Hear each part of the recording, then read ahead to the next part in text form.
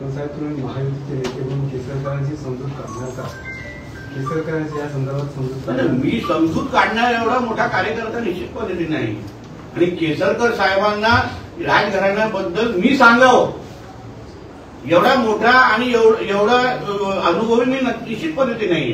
पण माझी ही भावना आहे वर्षानुवर्ष हे राजघराणं अगर आपल्याला फक्त देतच आलेलं आहे, कधीच काय मागितलं नाही, कधीच काय राजकीय अपेक्षा ठेवली नाही, कधीच काय कुठलीही निवडणूक आली आशीर्वाद मिळतो, कुठलंही काम असेल विकासाचं कुठलंही काम असो मग चला तुम्ही विकास करताय ना आम्ही अशा याच्या पद्धतीने आमच्या जमिनीवर तुम्हाला संधी देतो. ही भावना हे लोक ठेवणारे लोक आहेत की नाही? असंख्य उदाहरण सावंतवाडीचं असं एक घर नाही तिथे तुम्हाला असं उदाहरण भेटणार नाही, एक असा समाज नाही त्यांच्याकडे तुम्हाला ही भावना भेटणार नाही. मग आम्हाला समजूत काढण्याची का गरज भासते? उलट त्यांनी स्वतःहून येऊन त्यांना सांगितलं पाहिजे होतं की मी माझ्या पक्षाला तरी बाकीचं महाविकास आघाडीवाल्यांना माहित नाही पण ते मुळात ते पण सावंतवाडी करत आहेत.